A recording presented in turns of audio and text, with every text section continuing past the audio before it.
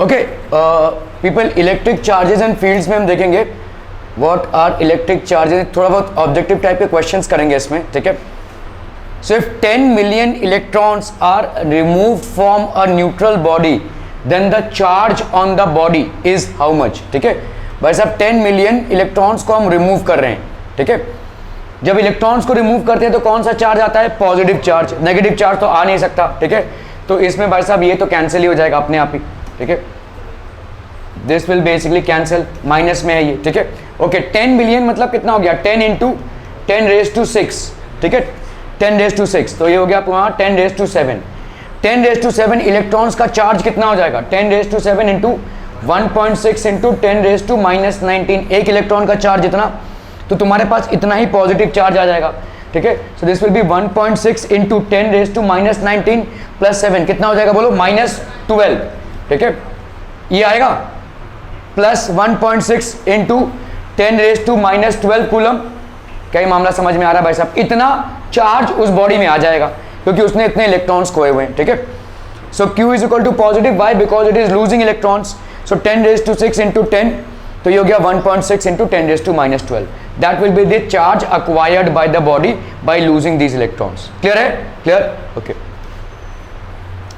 1 million electrons are added to a glass rod, तो भाई साहब यहाँ पे कितना हो जाएगा, जो तुमने पिछली बार निकाला भाई साहब, कितना निकाला था, यहाँ पे अभी तुम ऐड कर रहे हो, ऐड कर रहे हो तो क्या हो जाएगा, नेगेटिव चार्ज की पॉजिटिव चार्ज, नेगेटिव चार्ज आ जाएगा भाई साहब, ठीक है।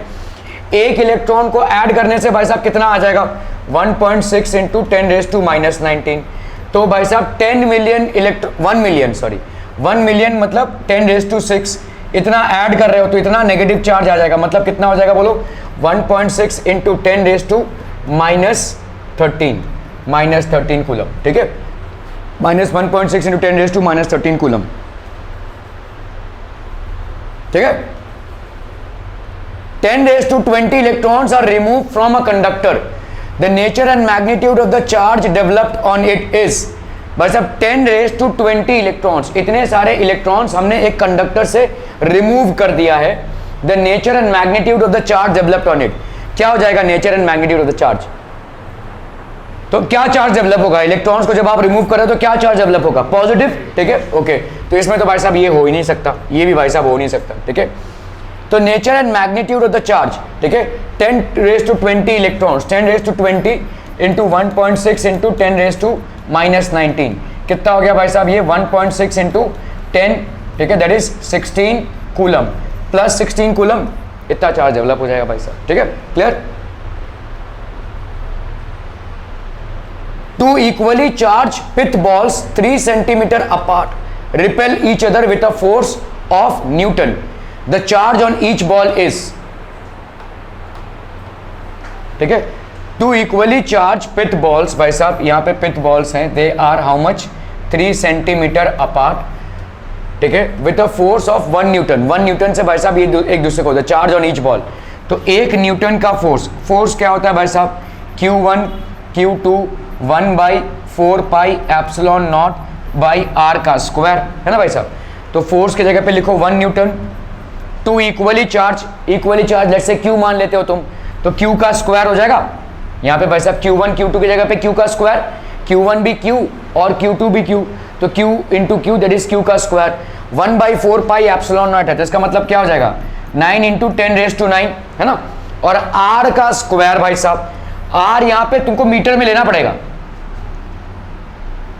3 सेंटीमीटर है, तो इसको मीटर में कन्वर्ट करेंगे तो 3 इंटू 10⁻⁻2 मीटर, ठीक है। इसका स्क्वायर कर लो भाई साहब, 9 इंटू 10⁻⁻4, है ना, 9 इंटू 10⁻⁻4, ये और ये कैंसिल भाई साहब, और यहाँ पे 10⁻9 और 9 प्लस 4 कितना हो गया भाई साहब, 13, 10⁻13 और Q का स्क्वायर, है ना भाई साहब। ये तो सब गड़बड़ हो रहा है भाई साहब, कुछ am I missing out on something? 1/4, तो 3 सेंटीमीटर को हमने 3 इंटू 10⁻2 किया, force of newton, repel each other with a force of newton, Q square by 10 into -4, ये 4 into 10 to the power of -5 कहाँ से आ गया, ये शायद ये दिया नहीं हुआ है, with a force of 4 into 10⁻⁻5 Newton, ये दिया नहीं हुआ है, ठीक है, ओके। तो देखो फोर्स हो गया ये, दिस इज इक्वल टू 1/4πε की वैल्यू कितनी आ गई 9 × 10⁻⁹ इंटू क्यू स्क्वायर बाई 9 × 10⁻⁻⁴, ठीक है। सो आपका यहाँ पे Q की वैल्यू आ गई 2 × 10⁻⁹ coulomb. The ratio of the electrical force of attraction to the gravitational force between the proton and electron of the hydrogen atom is of the order of, ठीक है। तो आपका भाई साहब देख लो यहाँ पे Fe/Fg हो जाएगा, electrostatic force upon F of G, ठीक है। तो आपका देखो यहाँ पे इलेक्ट्रोस्टैटिक फोर्स कितना हो जाएगा, F of G will be how much, F of E this will be 1/4πε0 Q1/Q2 upon R का स्क्वायर, ठीक है। K की वैल्यू क्या हो गई भाई साहब यहाँ पे, ये क्या हो गया 9 × 10⁻⁹, ठीक है। और यहाँ पे Q1 की वैल्यू भी E, Q2 की वैल्यू भी E है ना भाई। Ratio of the electrical force of attraction to the gravity between a proton and electron, proton और इलेक्ट्रॉन का चार्ज तो सेम है ना, ठीक है। तो यहाँ पे हम इसको E का स्क्वायर लिख सकते हैं, ठीक है, ओके, अपॉन, ठीक है, इन द ऑर्डर ऑफ। तो आपका डिस्टेंस मान लो R स्क्वायर है, ठीक है। यहाँ पे क्या हो जाएगा बोलो, F of G that will B G mass of electron mass of proton upon R का स्क्वायर, दोनों कैंसिल हो गए। क्या ये मामला समझ में आ रहा है? People are we understanding this? देखो यहाँ पे ग्रेविटेशनल फोर्स क्या होगा, gravitational force will be equal to G mass of proton mass of electron upon R का स्क्वायर, ठीक है। इलेक्ट्रोस्टैटिक फोर्स क्या होगा, K लिख सकते हैं हम, K 1/4πε0 को K लिख सकते हैं, K Q1 Q2 upon R का स्क्वायर। अब भाई साहब प्रोटॉन का जितना चार्ज इलेक्ट्रॉन का भी उतना चार्ज, एक प्रोटॉन का जितना चार्ज एक इलेक्ट्रॉन का भी उतना ही charge, so this will be how much, K × E का स्क्वायर अपॉन R का स्क्वायर। तुमको करना है क्या, Fe/Fg, तो Fe/Fg करोगे तो क्या आ जाएगा, Ke का स्क्वायर, ठीक है, Ke का स्क्वायर अपॉन R का स्क्वायर, और Fg का वैल्यू कितना आया बोलो, G mass of electron mass of proton upon R का स्क्वायर। दोनों में भाई साहब R स्क्वायर कैंसिल हो गया, तो इसीलिए तुमको ये वैल्यू मिल रही है। K की वैल्यू कितनी है 9 × 10⁻⁹, G की वैल्यू भाई साहब कितनी, मास ऑफ इलेक्ट्रॉन पे आते हैं हम 9 × 10⁻31 है जो यहाँ पे तुमको लगने वाला है, ठीक है, ओके। मास ऑफ प्रोटॉन पे आते हैं 1.6 × 10⁻27 kg है जो यहाँ पे तुमको लगने वाला है, ठीक है।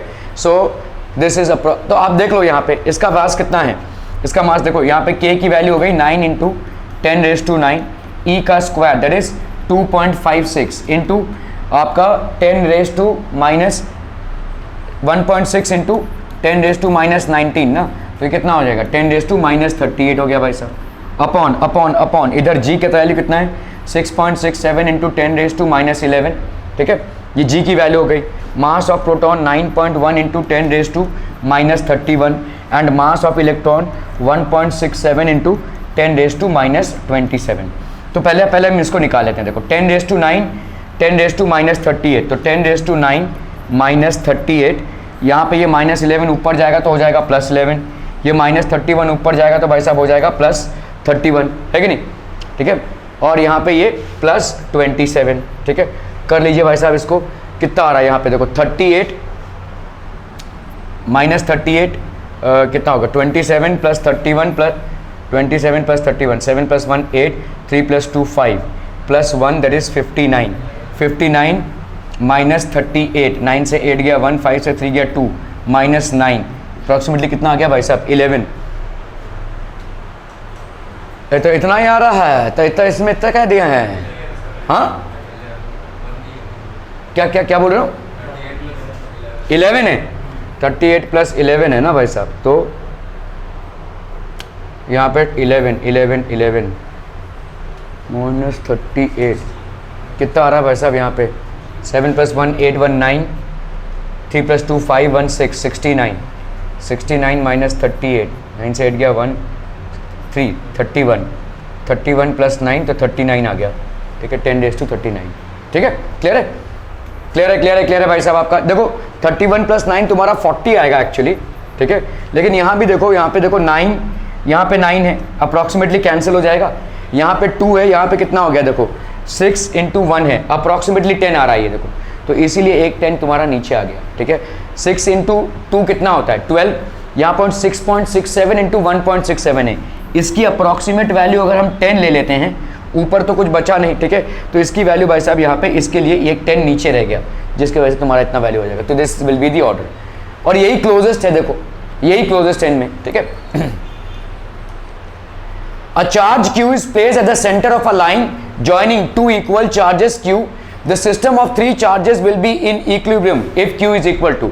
मतलब क्या है, देखो एक चार्ज q को तुमने रखा है यहाँ पे, ठीक है, is placed at the center of a line, मतलब ये वाला डिस्टेंस और ये वाला डिस्टेंस भाई साहब बराबर हो गया, of two charges which are having a value of q.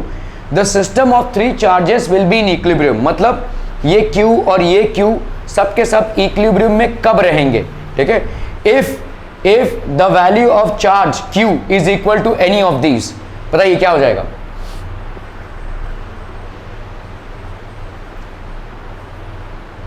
देखो इसका मतलब क्या है, इस q पे एक फोर्स इस तरफ लग रहा होगा, किसके वजह से, इसकी वजह से, और इस q पे एक फोर्स इस तरफ लगा होगा, किसकी वजह से, इसकी वजह से।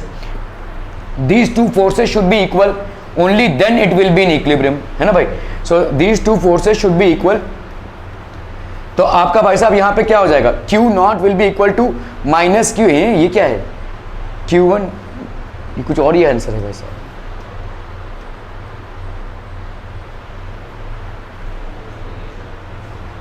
टन टन टन टन टन टन टन टन टन।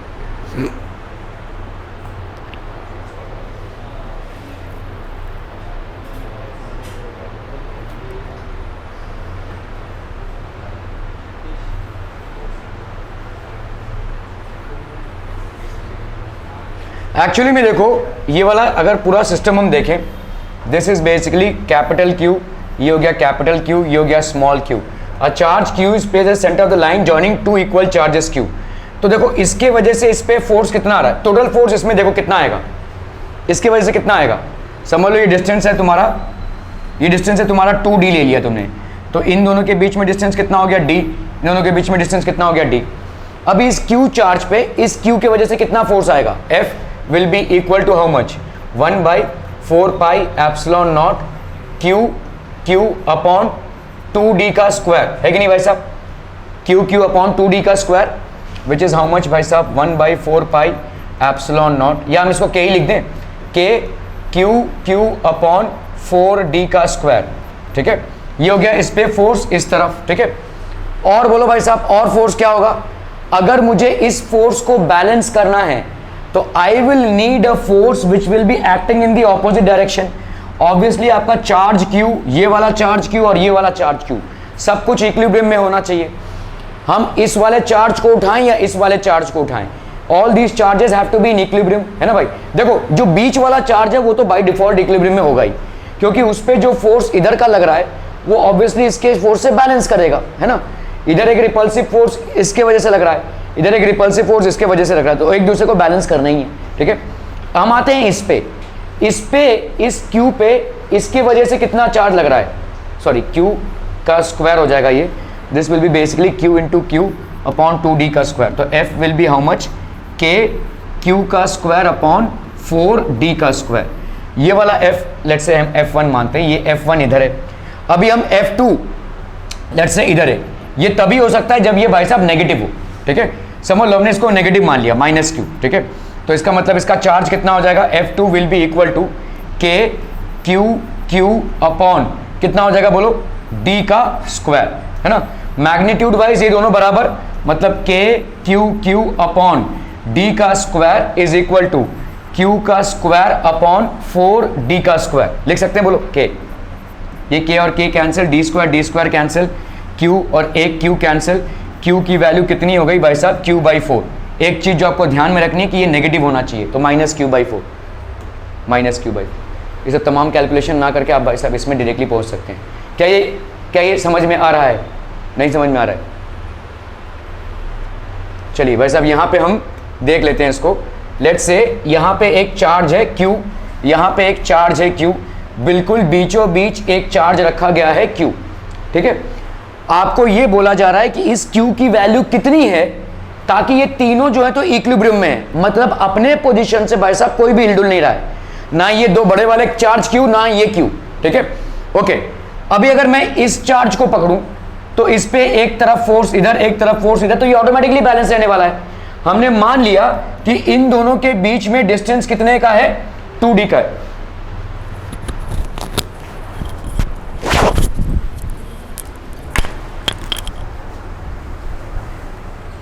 ओके तो आपका भाई साहब यहां पे Q और ये Q हो गया, ठीक है। ये वाला Q पे जो फोर्स इसके वजह से लगेगा, ऑब्वियस सी बात है कि इस वाले Q पे सेम फोर्स लगेगा, एक दूसरे को दोनों कैंसिल आउट करेंगे, तो इस वाले Q को लेकर भाई साहब कोई मतलब नहीं। कैसे बैलेंस करेंगे आप, you will not be able to find out the value of Q, ठीक है ओके। तो हम इस चार्ट समझ में आ रहा है भाई साहब, इस मिडिल वाले Q को हम क्यों नहीं ले रहे हैं, क्योंकि इस पे एक फोर्स लेट से F लग रहा है, दूसरा वाला फोर्स F लग रहा है। इस फोर्स की वैल्यू क्या होगी बोलो, Q बाई डी का स्क्वायर। ये मिडवे में है ना, ये D और ये भाई साहब D, इससे क्या निकलेगा बोलो, इससे कुछ भी नहीं निकलेगा, दोनों एक दूसरे को कैंसिल आउट कर देंगे। बट ऑब्वियसली बात है कि दोनों एक दूसरे के बराबर होंगे, so we can not take the middle charge. तो ऑब्वियसली हम इस पे आते हैं, ठीक है। अभी इस पे जब हम आते हैं भाई साहब, तो भाई साहब क्या हो जाएगा, इधर एक फोर्स लग रहा है F1, ये किसके वजह से लग रहा है, इस Q के वजह से, इस Q के वजह से इस पे। और आपने देखो पढ़ा हुआ है कि एक चार्ज पे दूसरे चार्ज का फोर्स इस चार्ज पे डिपेंडेंट नहीं है। आप बीच में 50 चार्ज ठूंस दो, इस चार्ज का फोर्स इस पे बराबर वैसा ही रहेगा। It is not going to get influenced by any charge which is kept in between. So pure terms में अगर हम F1 की वैल्यू निकाल रहे हैं, which is basically a force experienced by this charge Q by this charge Q, तो ये क्या हो जाएगा भाई साहब, कूलम्स लॉ लगा लो। यहां पे क्या हो जाएगा, Q अपॉन 2d का भाई साहब स्क्वायर, तो ये हो गया Q का स्क्वायर 4d का स्क्वायर, ये हो गया आपका F1। समझ में आवा, ठीक है ओके। अभी हम भाई साहब इस Q की बात कर रहे हैं, ये फोर्स किसकी तरफ, इस तरफ, क्योंकि like charges repel each other, ये दोनों आपके लाइक चार्जेस हैं, तो obviously this will have a potential of going this way. लेकिन ये जा नहीं रहा है, मतलब इसको कोई इधर खींच रहा है, और इसको खींचने वाला एक ही चार्ज हो सकता है, दैट इज Q, ठीक है। तो Q बट ऑब्वियस सी बात है आपका नेगेटिव होगा, क्योंकि नेगेटिव होगा तभी जाकर इसको अट्रैक्ट कर पाएगा, और ये अट्रैक्टिव फोर्स रिपल्सिव फोर्स के बराबर होगा, ठीक है। तो अगर हमने माना भाई साहब Q आपका डेफिनेटली नेगेटिव तो बनता ही है, उसका नेगेटिव बनेगा ही बनेगा, है ना, वरना कैसे बैलेंस करेगा। ये रिपल्सिव फोर्स है, रिपल्सिव फोर्स को बैलेंस करने के लिए you would need a attractive force, तो आपने माना Q इज नेगेटिव। अभी इन दोनों के बीच में क्या फोर्स हो जाएगा बोलो, Q बाई, लेट्स से हम इसको F2 बोल रहे हैं, Q बाई D का स्क्वायर, ठीक है। तो ये हो गया आपका F2। ऑब्वियसली ये दोनों बराबर होंगे तभी तो ये स्टेबल या इक्विलिब्रियम में रहेगा, तो कैपिटल Q बाई D का square, this will B Q का स्क्वायर बाई 4D का स्क्वायर, D का स्क्वायर कैंसिल, एक Q कैंसिल, K और K कैंसिल, Q की वैल्यू क्या हो जाएगी, Q by 4।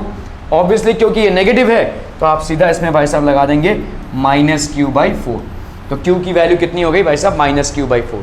So if a charge of magnitude -Q by 4 is placed midway between these two charges of Q, then it will be able to maintain all three charges in equilibrium।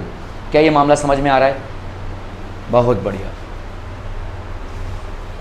ठीक है। ये सब calculation की जरूरत नहीं है, आपको simple वही आंसर मिल जाएगा। Clear,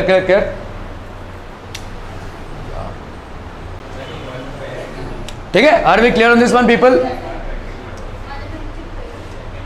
A charge of 10 units is divided so that the force between two charges is maximum when placed 2 centimeter apart.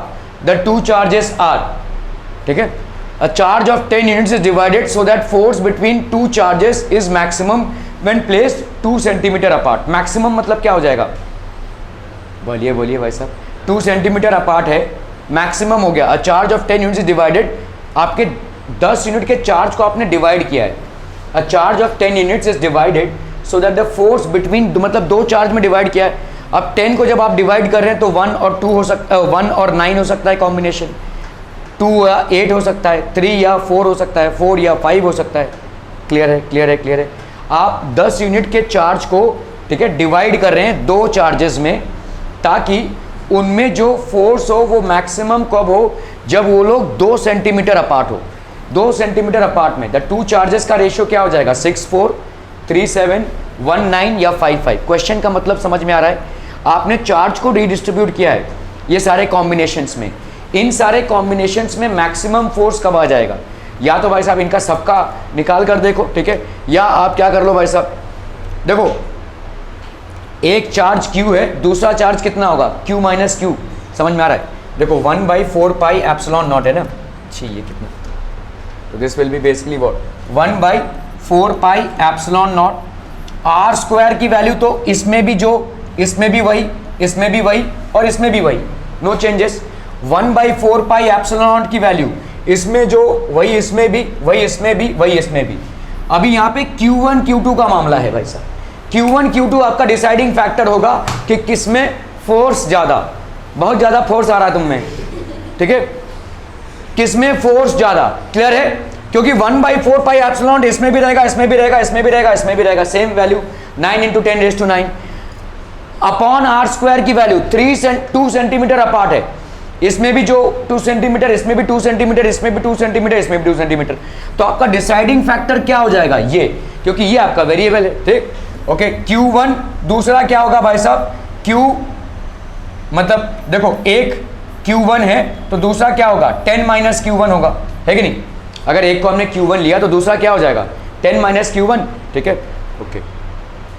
Maximum तो dF/dQ कर लो इज इक्वल टू 0, ये समझ में आ रहा है? ओके, मैक्सिमा की कंडीशन है भाई साहब, ठीक है, मैक्सिमा की कंडीशन होती है कि अगर आप, तो आपका यहाँ पे देखो इस चीज़ को समझो, मैक्सिमा की कंडीशन होती है मैथमेटिक्स में, ठीक है, 1/4 पाई एप्सिलॉन नॉट भाई साहब कांस्टेंट, ये भी ले देकर कांस्टेंट, जो वेरिएबल फैक्टर है वो है आपका ये। तो अगर आप करते हैं dF/dQ, इसकी वैल्यू कितनी होनी चाहिए, 0, ठीक है, इसकी वैल्यू मैक्सिमम कंडीशन के लिए होगी आपकी 0, ठीक है, ओके। चलिए इसमें अगर हम देखते हैं मैक्सिमम dF/dQ की वैल्यू 0, मतलब कर लो भाई साहब इसको, ठीक है, देखो dF/dQ मतलब क्या हो जाएगा, इस F को ले रहे हो आप, मतलब 1/4 पाई एप्सिलॉन नॉट, ठीक है, Q माइनस Q, ठीक है, अपॉन भाई साहब R का स्क्वायर, ठीक है, ये तो इसमें से तमाम चीज़ें जो है तो भाई साहब बाहर निकल जाएंगी, ठीक है, तो आपका इसको ज़रूरत भी नहीं है बेसिकली, ठीक है, तो आप सीधा सीधा d/dQ करेंगे, Q × Q माइनस Q का स्क्वायर इज इक्वल टू 0, ठीक है, तो कर लो भाई साहब, यहाँ पे कितना आ जाएगा dQ, ठीक है, Q × Q मतलब ये 10 है बेसिकली, तो यहाँ पे कितना हो जाएगा d/dQ, तो ये हो गया Q, है ना भाई, d/dQ की वैल्यू कितनी हो जाएगी, देखो भाई साहब dQ है Q माइनस d/dQ है Q का स्क्वायर, ठीक है, सॉरी Q का square, this is equal to 0, इसका मतलब क्या हो जाएगा Q dQ/dQ माइनस 2Q, है ना, 2Q भाई साहब आप डिफरेंशिएट कर रहे हैं इसको, दिस इज इक्वल टू 0, ठीक है, तो ये हो गया Q minus 2Q is equal to 0, ठीक है, Q की वैल्यू क्या हो गई भाई साहब 2Q के बराबर, मतलब 10 है ये, 10 इज इक्वल टू 2Q, तो Q की वैल्यू कितनी हो गई भाई साहब 5, Q की वैल्यू कितनी होगी भाई साहब 5। इतना सब कुछ नहीं करना है तो उल्टा जाओ, उल्टा जाओ मतलब क्या, तुमने देखा भाई साहब ये प्रोडक्ट जिसका जितना ज़्यादा होगा, ये प्रोडक्ट जिसका जितना ज़्यादा होगा उसका भाई साहब फोर्स भी उतना ज़्यादा होगा। तुम कर लो 6 × 4 कितना आएगा 24, 3 × 7 21, 1 × 9 9, 5 × 5 25, यही मैक्सिमम है। गो बाय दिस वे, ठीक है। अगर आपको भाई साहब इतना तमाम हरकतें नहीं करनी है, क्योंकि आपको अगर मैक्सिमम निकालना है तो this is the way to do it, procedure wise आपका यही है, ठीक है, मैक्सिमम निकालने का। अगर आप ये नहीं करना चाहते हैं तो आपने देख लिया भाई साहब फोर्स यही है, फोर्स इन दोनों चार्जेस पे डिपेंड करेगा, बिकॉज बाकी सारे फैक्टर्स सब में कॉमन है, 1/4 पाई एप्सिलॉन नॉट सब में कॉमन, R स्क्वायर भाई साहब सब में common, Q × Q minus Q ये डिफर कर रहा है, तो तुम Q मतलब ये 6 and Q minus 4 that is 10 - 6 that is 4, तो 6 और 4 24, 21, 9 और ये हो गया 25, तो ऑब्वियसली ये वाला highest. Are we clear to this one people, समझ में आ रहा है, बहुत बढ़िया। तो Q minus 2Q is equal to 0, ठीक है, तो Q is equal to Q/2, तो इसका मतलब हो गया भाई साहब 1:1 दैट इज 5, ठीक है। 2 identical metal spheres possess charges plus 60 coulomb minus 20 coulomb of charges. They are brought in contact and then separated by 10 centimeter. The force between them is, अरे ये क्या हो गया,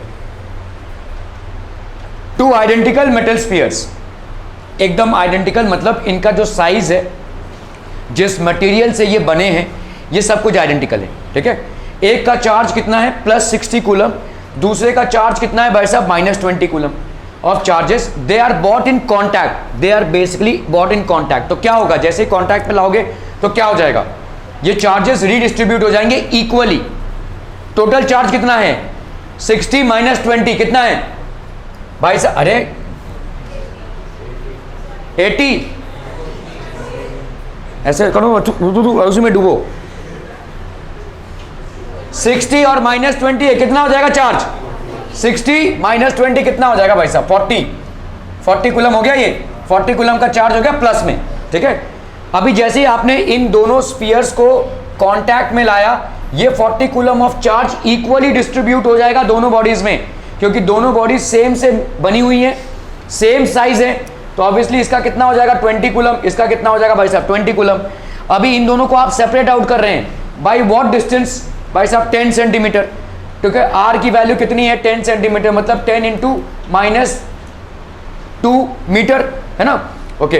तो भाई साहब अभी the force between them, force कितना हो जाएगा 1/4 pi epsilon naught Q1 Q2 by R का स्क्वायर कर लो भाई साहब। ये कितना है 9 इंटू 10⁻⁹, Q1 Q2 भाई साहब कितना हो जाएगा 40 इंटू 40 दैट इज 16 इंटू 10⁻², 1600, ठीक है, ओके। चलिए भाई साहब यहाँ कितना हो जाएगा आर का स्क्वायर, मतलब यहाँ पे ये हो गया 10⁻⁻1 ना, है ना, 10⁻⁻1 इसका स्क्वायर मतलब 10⁻⁻², ठीक है। 1696, ए बाबा ये तो कुछ भी नहीं है, अरे कुछ तो गड़बड़ हो गया यहाँ पे।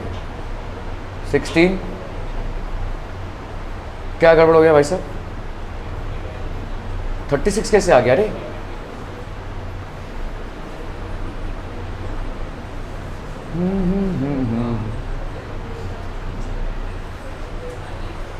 Late me check the solution.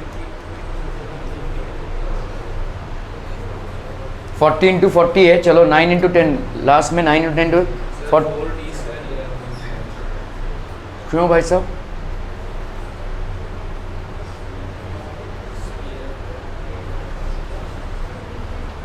10 centimetre दिया तो 40 सेंटीमीटर क्यों ले रहे हैं आप, बट 40 सेंटीमीटर लेना पड़े, ठीक है, इस तरह से आ जाएगा, ठीक है।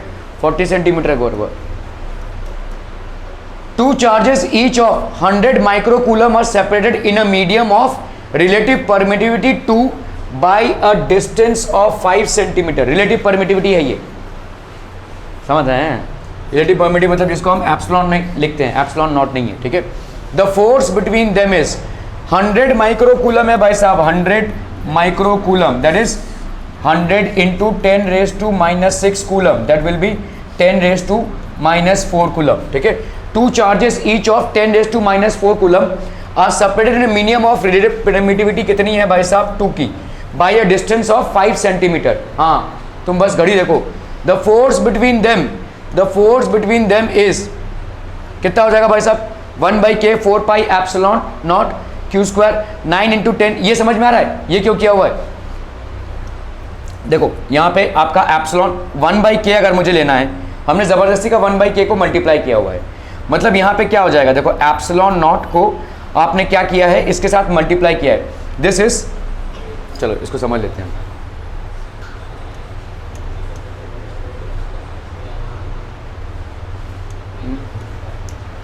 रिलेटिव परमिटिविटी जो है भाई साहब, relative permittivity this is basically E, ये क्या होता है, this is equal to anyone, हाँ E medium into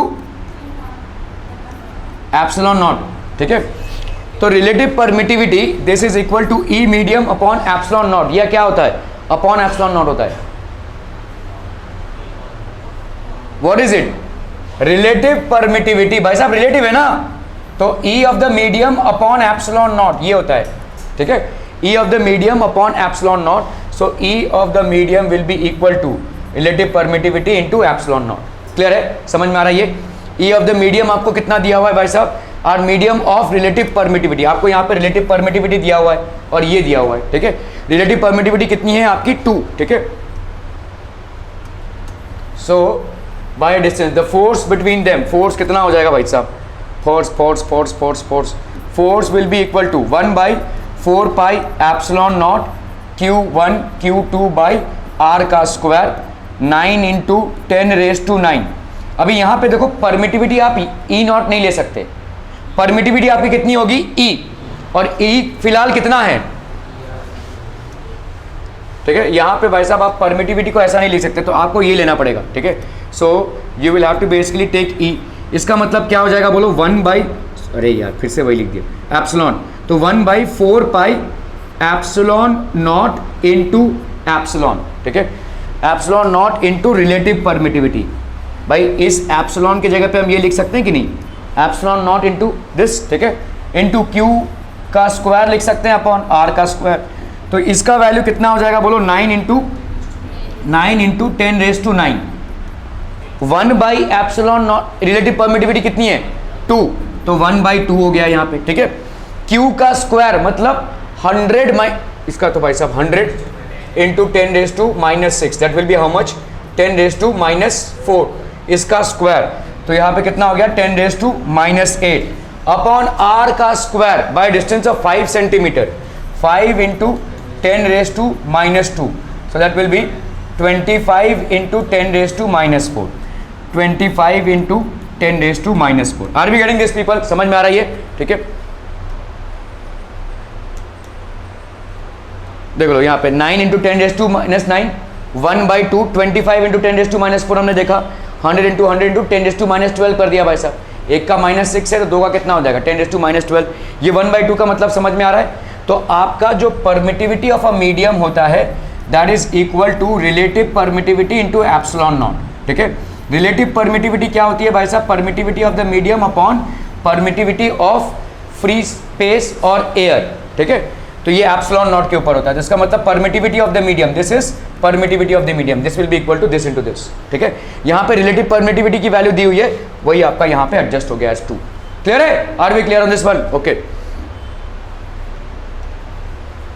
The force between two charges 2 microcoulomb and 4 microcoulomb is 24 when they are separated by a certain distance in free space.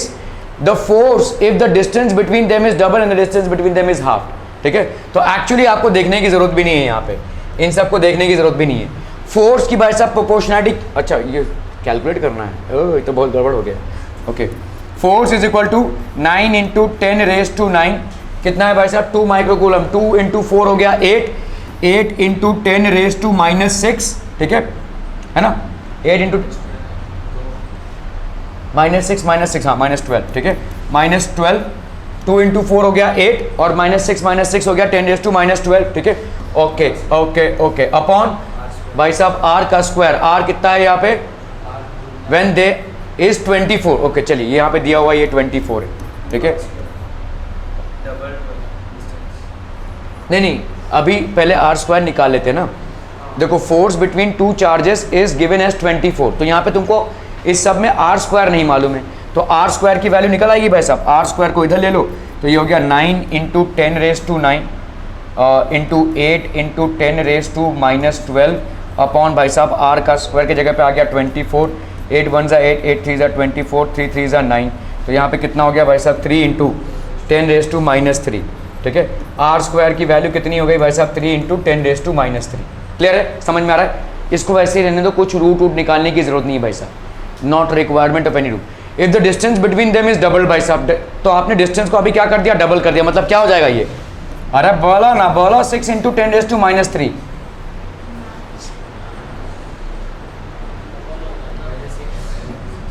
R का square मतलब अभी क्या हो जाएगा? R डैश का square क्या हो जाएगा? 3 इंटू 3 9, ठीक है, डबल हुआ ना भाई साहब, डबल। गलत जा रहे हैं भाई साहब, गलत जा रहे हैं हम। तो ये हो गया आपका R का स्क्वायर। अभी आप डिस्टेंस को क्या कर रहे हो भाई साहब? डबल कर रहे हो, ठीक है। तो अगर डिस्टेंस को डबल कर रहे हो तो इसका मतलब क्या हो जाएगा भाई साहब? जो नया डिस्टेंस आया जो नया डिस्टेंस आया r dash, let's say this will B 2 of r, ठीक है। तो r डैश का अगर मैं स्क्वायर करूं तो कितना होगा, 2r का भाई साहब स्क्वायर, दैट इज 4r का स्क्वायर, है ना। ये हो जाएगा आपका r डैश का स्क्वायर। तो आपका the force if the distance between them is double, तो फोर्स कितना हो जाएगा बोलो, वही 9 इंटू 10⁻⁹ इंटू कितना था भाई साहब 8 इंटू 10⁻⁻12 अपॉन अभी क्या हो जाएगा 4r का square, that is 4 into 3 into 10⁻⁻3, है ना भाई साहब। 4 इंटू 3 इंटू 10⁻⁻3, 3 ज़ा 9, 4 2 ज़ा 8, यहाँ पे कितना हो गया भाई साहब 3 इंटू 2 हो गया 6, 9 माइनस 2 हो गया 7, 7 प्लस 3 तो ये हो गया 10 है। कुछ गड़बड़ हो गया भाई साहब, ये 8 इंटू कूलम तो लिया ही नहीं हमने, -12 होगा ना यहाँ पे, क्या कर रहे हो भाई साहब। 9 इंटू -12 ये हो गया -3 -3 भाई साहब नीचे कैंसिल हो जाएगा, ठीक है। सो यहाँ पे आ गया आपका 6 न्यूटन, ठीक है। 6 न्यूटन ही आ रहा है ना, यही होगा, दूसरे को निकालने की जरूरत नहीं, बाकी दोनों को आया ही नहीं है। वैसे भी अगर दूसरा आप निकालते भी हैं तो the distance between them is half, तो आपका भाई साहब यहाँ पे r डैश की वैल्यू क्या हो गई, r डैश ले लेते हैं, तो यहाँ पे हो गया r/2, तो r डैश का स्क्वायर कितना आ जाएगा भाई साहब r²/4, ठीक है। तो आपको मालूम है 1 मतलब k q का स्क्वायर अपॉन r का स्क्वायर कितना आया था तुम्हारा 24, है ना। तो अभी इस r के स्क्वायर के जगह पे क्या लिखोगे भाई साहब, r डैश का स्क्वायर लिखोगे, है ना। k q का स्क्वायर तो वही रहा, मतलब इस r डैश के स्क्वायर के जगह पे क्या लिख सकते हो, k q का स्क्वायर अपॉन r का स्क्वायर और इधर आ गया 4, है ना। तो ये हो गया 24 मतलब ये 24 था, तो 24 इंटू 4 कर दो भाई साहब, अप्रॉक्सीमेटली 96 आ जाएगा। क्लियर है, ये समझ में आ रहा है, ओके बहुत बढ़िया।